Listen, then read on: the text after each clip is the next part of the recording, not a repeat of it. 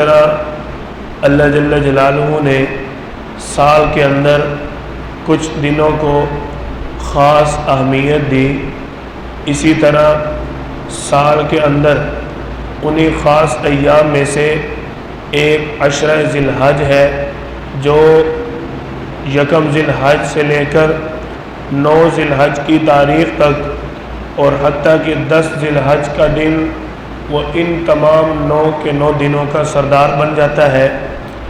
اللہ جل جلالہ نے قسم اٹھائی قرآن کریم کے اندر والفجر کہ مجھے قسم ہے فجر کی، ولیال عشر اور مجھے قسم ہے 10 راتوں کی۔ حضرت حسن بصری رحمۃ اللہ علیہ وہ فرماتے ہیں کہ ان 10 راتوں سے مراد عشرہ ذی الحج کی 10 راتیں ہیں، یعنی یکم ذی الحج سے لے کر 9 ذی الحج تک ہر رات اللہ تعالیٰ کے ہاں عبادت والی رات ہے۔ ان 10 دنوں کا روزہ رکھنا مستحب ہے اور 9 ذی الحج کا روزہ رکھنا یہ سنت عمل ہے۔ آپ صلی اللہ علیہ وسلم نے فرمایا جس شخص نے 9 ذی الحج کا روزہ رکھا اللہ تعالیٰ اس کے 1 سال پہلے کے اور 1 سال آئندہ کے گناہ معاف فرما دیتے ہیں۔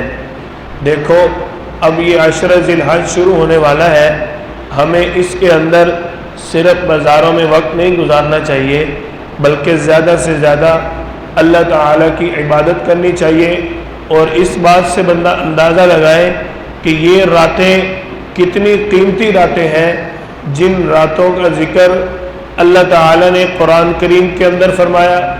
نمبر 2 کہ جن راتوں کی قسم میرا اللہ خود اٹھا رہا ہے، اللہ تعالیٰ نے ہمیشہ معزز مطہر اور عظیم چیز کی قسم اٹھائی ہے۔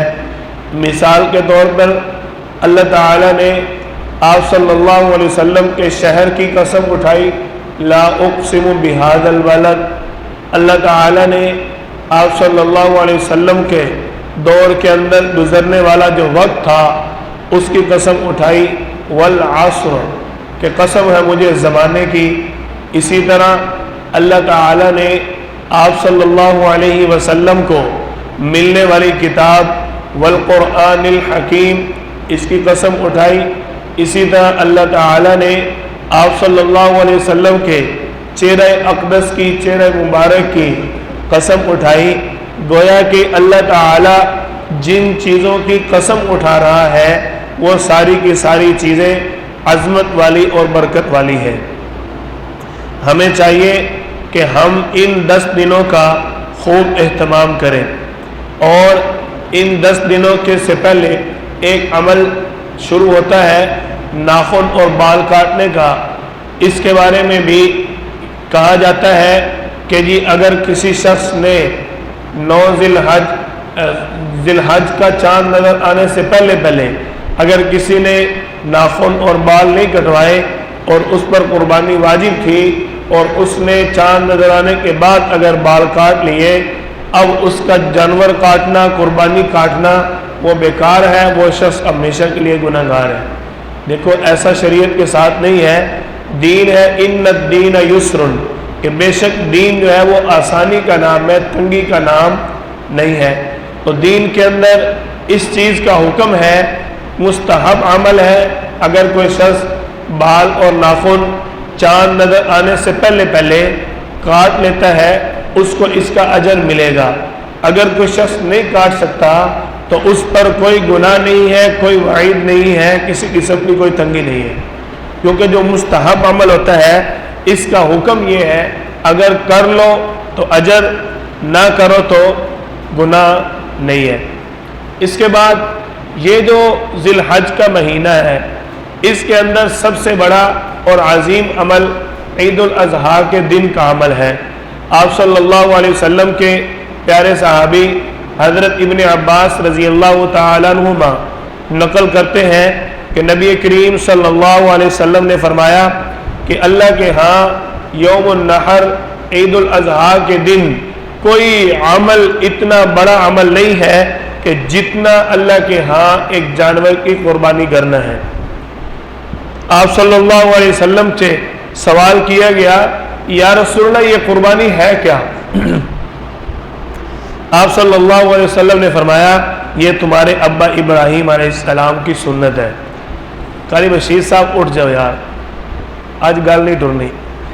قاری بشیر صاحب مجھے پھر پتہ کیا کہتے ہیں، انتظار صاحب کیا کہتے ہیں، میں تو جاگنا پیاس، آج میں نے کہا موقع پہ پکڑ لیں۔ اور انہوں نے یہ بھی اظہار کیا ہے کہ جب آپ بیان شروع کرتے ہیں نا تو قدرتی ایک سکون سا آ جاتا ہے۔ قاری بشیر صاحب مجھے کیا کہتے ہیں کہ جب آپ بیان شروع کرتے ہیں عجیب سا ایک سکون سا طاری ہوتا ہے جس کی وجہ سے نیند آنی شروع ہے۔ میں تو یہی کہوں گا ممبر رسول پہ بیٹھ کے سنت عمل کی بات کروں گا، آپ شادی شدہ ہیں سنتیں کم ادا کیا کریں، دن کو زیادہ سنت ادا کیا کریں، رات کو ذرا سنت کم ادا کیا کریں، تاکہ آپ کو دن والی جو سنتیں ہیں عبادات ہیں ان کا اجر زیادہ لینے کا موقع ملے۔ ہمارا قاری بشیر صاحب کے ساتھ بڑا گہرا تعلق ہے، ہم کٹھے حفظ کرتے رہے ہیں۔ اس وقت ابھی ہمیں راستے کا پتہ نہیں چلتا تھا، کھانے پینے کا، آنے جانے کا، لینے دینے کا کچھ علم نہیں تھا۔ جب سے ہم ایک دوسرے کے دوست ہیں ہم کٹھے حفظ کرتے رہے، تو اس لیے ان کے ساتھ چونکہ دوستی ہے تو میں یہ بات کر سکتا ہوں، آپ نہ کرنا، یہ نہ ہو آپ بھی اس کو کہنا شروع کر دیں اور پھر مجھے کہ دیکھو جی مولوی صاحب آپ نے راستہ کھول دیا ہے، اب سارے لوگ مجھے کہہ رہے ہیں کہ مولوی تو ہوں نہیں ہیں۔ ہاں مولوی ہوتے ہیں ایسے، اللہ تعالیٰ نے ان کو غیبی طاقت دی ہے، اللہ تعالیٰ ان کو سلامت رکھے۔ اچھا بات کر رہا تھا، آپ صلی اللہ علیہ وسلم سے سوال کیا گیا یا رسول اللہ کہ یہ قربانی کیا ہے؟ آپ صلی اللہ علیہ وسلم نے فرمایا یہ تمہارے ابا ابراہیم علیہ السلام کی سنت ہے۔ آپ کو حضرت ابراہیم علیہ السلام کا واقعہ بھی سنا دیتے ہیں۔ حضرت ابراہیم علیہ السلام اپنے علاقے، اپنی امت، اپنے لوگوں کے ساتھ وقت گزار رہے تھے۔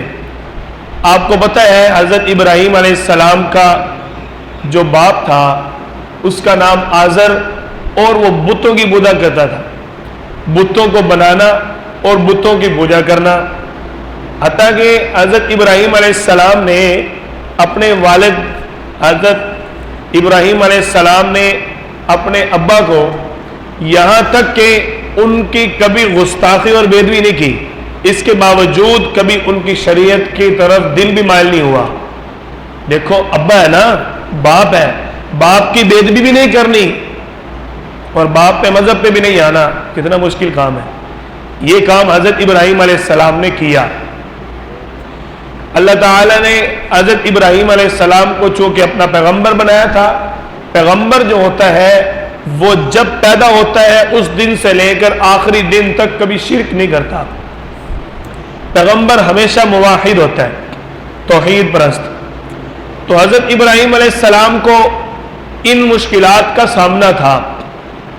اپنے علاقے کے اندر لوگ جو ہے وہ بتوں کی پوجا کرتے، حتیٰ کہ باپ بھی بتوں کی پوجا کرتا تھا، حتیٰ کہ باپ بتوں کو بناتا اور بنا کر بیچتا۔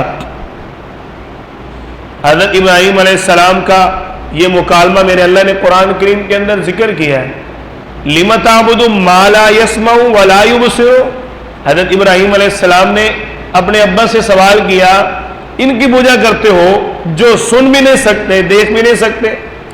یا ابت لا تعبد الشیطان، ابو جی یہ نہیں ابراہیم علیہ السلام کا جو اللہ تعالیٰ نے مکالمہ ذکر کیا، اگر اللہ تعالیٰ فرماتے ابا لا تعبد الشیطان یا ابا لا تعبد الشیطان، یہ لفظ بھی اللہ تعالیٰ استعمال فرما سکتے تھے، لیکن اللہ تعالیٰ نے یہ بتایا کہ ہمارا جو پیغمبر ہوتا ہے اس کے اندر 100% آداب ہوتے ہیں، وہ اپنے بڑوں کی کبھی گستاخی نہیں کرتا۔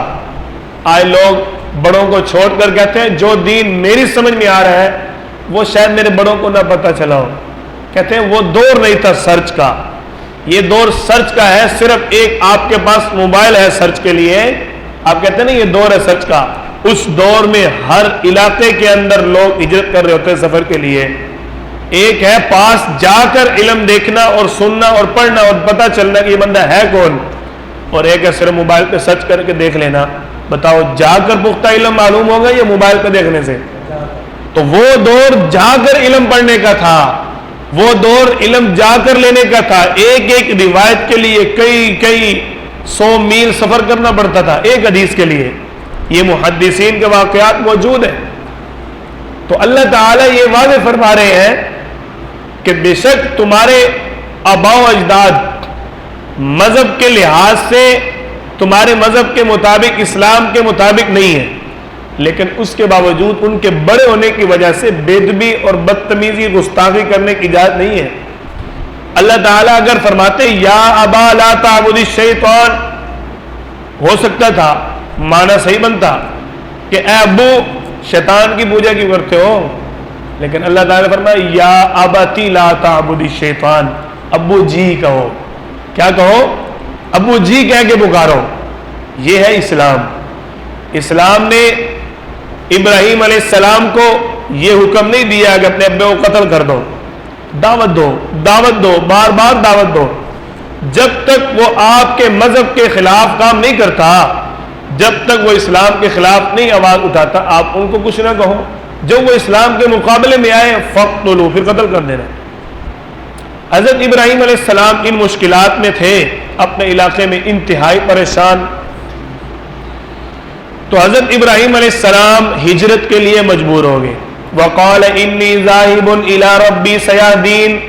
حضرت ابراہیم علیہ السلام نے فرمایا میں یہاں سے جاتا ہوں، میرا اللہ مجھے انشاءاللہ ثم انشاءاللہ قریب ہی بڑی اچھی راہ دکھا دے گا. ربی حب لی من الصالحین، میرا اللہ مجھے ایک نیک بیٹا عطا فرمائے گا. حضرت ابراہیم علیہ السلام کو اللہ تعالیٰ نے بیٹا بھی دے دیا، اور اللہ تعالیٰ نے حضرت ابراہیم علیہ السلام کی رہنمائی بھی فرما دی. فلما بلغ معه السعي قال يا بني انی ارى. حضرت ابراہیم علیہ السلام نے خواب دیکھا. اس خواب کا میرا اللہ نے سورۃ صافات کے اندر ذکر فرمایا کہ جب آپ نے خواب دیکھا، حضرت ابراہیم علیہ السلام اب حضرت اسماعیل علیہ السلام سے بات فرما رہے ہیں. کیا کہہ رہے ہیں؟ قال یا بنی انی ارى فی المنام انی اذبحک فانظر ماذا ترى. اے میرے بیٹے، میں نے خواب میں دیکھا کہ میں تجھے ذبح کر رہا ہوں. فانظر ماذا ترى، تو اس معاملے میں کیا کہتا ہے، تیری اس معاملے میں کیا رائے ہے. آخر پیغمبر کا بیٹا تھا اور تھا بھی پیغمبر. حضرت اسماعیل علیہ السلام نے جواب دیا ستجدنی انشاءاللہ من الصابرین. ابا جان، یا ابت افعل ما تؤمر، جو اللہ نے آپ کو حکم دیا اب وہ کرو. ستجدنی انشاءاللہ من الصابرین، مجھے انشاءاللہ صبر اور تحمل والا پاؤ گے. اس سے پہلے حضرت ابراہیم علیہ السلام نے دعا کی تھی فبشرناہ بغلام حلیم.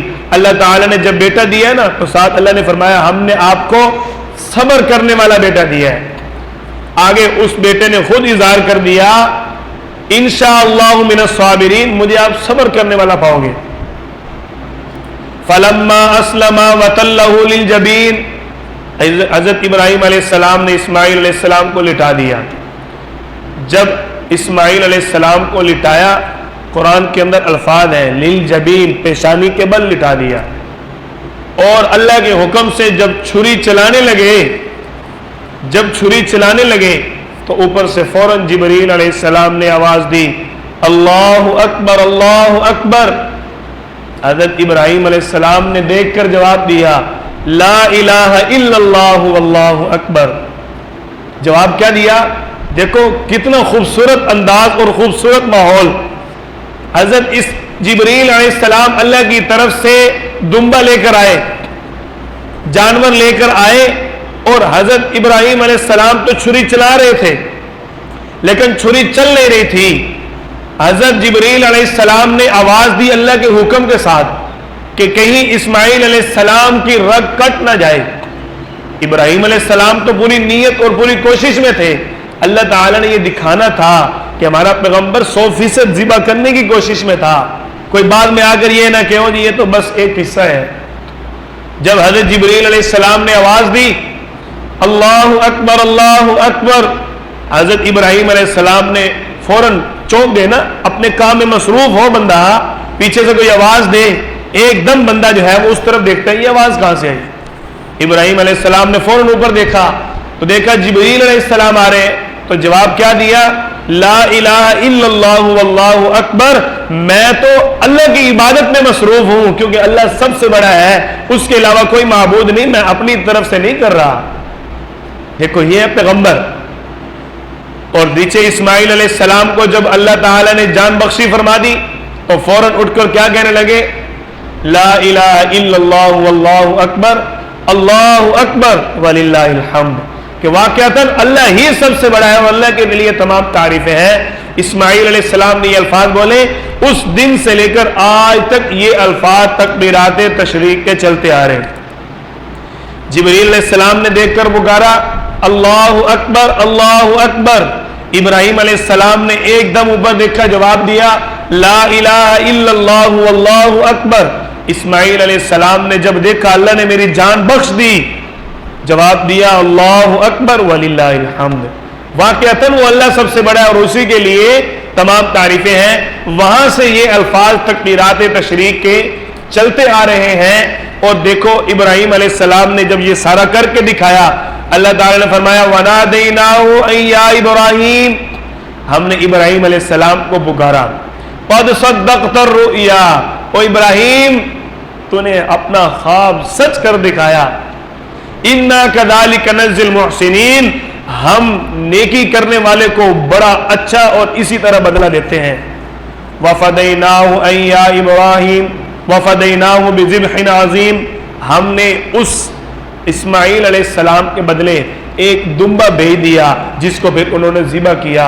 اللہ تعالیٰ نے اس سارے بات کو ذکر کر کے فرمایا سلام علی ابراہیم، ابراہیم تجھے سلام ہو، تو نے اپنا خواب سچ کر دکھایا، ہمارا حکم پورا کر دکھایا۔ ابراہیم علیہ السلام کو اللہ تعالیٰ نے نہیں فرمایا تھا کہ خواب نبی کے لیے اللہ کی طرف سے حکم ہوتا ہے، یہ تو اللہ کا ایک اٹل فیصلہ ہے کہ پیغمبر جو خواب دیکھتا ہے وہ بھی اللہ کی طرف سے وہی اور حکم ہوتا ہے۔ یہ حضرت ابراہیم علیہ السلام کا واقعہ پیش کرنا اس قربانی والے عمل کے لیے، اس میں اللہ تعالیٰ نے حکمت یہ رکھی کہ ہر مسلمان جب قربانی کرے تو خالص اللہ کی رضا کے لیے کرے، کہیں اس کے دل میں یہ نہ آئے اوہو بے زبان تے اتے چھری چلا دیتی ہے، توبہ توبہ توبہ توبہ توبہ، یہ عورتیں کہتی ہیں، کیا کہتی ہیں؟ وہ تو بیچارہ بے زبان ہے، اتے چھری چلا دیتی ہیں، توبہ توبہ توبہ، وہ تو کچھ کر بھی نہیں سکتا۔ یہ عورتیں کرتی ہیں اس طرح کی باتیں، دین کے خلاف ایسا پروپیگنڈا کرنا کہ جس سے بندہ حیران ہو کر رہ جائے یار اب میں کیا کروں۔ اب آپ کو اگر کوئی کہے یار آپ بے زبان جانور پہ چھری چلاتے ہو، یہ کون سا مذہب ہے؟ اب بتاؤ، بندے کی سمجھ نہیں آتی۔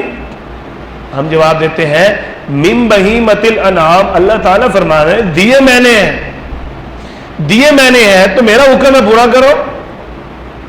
دیکھو نا، کبھی آپ نے دیکھا ہے گدھوں کا ریوڑ جا رہا ہو، کسی نے دیکھا ہے کبھی؟ کیوں جی؟ کبھی کسی نے دیکھا کتے جا رہے ہیں اور ریوڑ پورا جا رہے ہیں، 15-20 ریوڑ پورا کتوں کا جا رہا ہے، کبھی کسی نے دیکھا ہے؟ کیوں جی؟ دیکھا کبھی کسی نے؟ حالانکہ بکری جو ہے وہ بڑے بھی اگر زیادہ تر بھی ہو تو سال کے اندر کہیں 10 سالوں کے اندر 5 سالوں کے اندر 2 اکٹھے یا 3 اکٹھے جانور دے گی، ورنہ زیادہ تر ایک دیتی ہے، زیادہ تر 1 یا 2 دیتی ہے۔ اور کتی کتنے دیتی ہے بتاؤ؟ 10-10 8-8 6 سے کم نہیں دیتی۔ کتی جو ہے وہ زیادہ جانور پیدا کر رہی ہے لیکن اس کے باوجود کتوں کا ریوڑ نہیں ہے، لیکن بکری جو ہے وہ کتنے جانور 1 2 یا 3، اس کے باوجود ان کا ریوڑ کیوں ہے؟ اس کو کہتے ہیں برکت، یہ ہے برکت۔ جب اللہ کے احکامات کی پابندی ہوگی تو اللہ تعالیٰ ان چیزوں میں برکت ڈالنے والے ہیں۔ انسان اپنی عقل کے گھوڑے دوڑانے چھوڑ دے، جو اللہ نے حکم دیا وہ 100% درست ہے۔ اس لیے اللہ تعالیٰ نے یہ قربانی کا جانور ذبح کرنے کا حکم دیا۔ جب ایک جان جس سے تمہاری محبت ہوگی اس پہ چھری چلاؤ گے تو تم پوری اخلاص نیت کے ساتھ چھری چلاؤ گے، کیونکہ ہمارا جو نمائندہ اور خلیفہ پیغمبر تھا اس نے اپنے بیٹے پہ چھری چلائی تھی۔ تمہارے 10 15 20 ہزار لاکھ 1.5 لاکھ کی کیا حیثیت ہے؟ اس نے تو اپنے لخت جگر کو ذبح کر دیا تھا۔ اس لیے اللہ تعالیٰ نے اس واقعے کو ہمارے لیے نمونہ رکھا۔ اللہ تعالیٰ ہم سب کو اخلاص نیت کے ساتھ قربانی کرنے کی اور خریدنے کی توفیق عطا فرمائے۔ وآخر دعوانا ان الحمد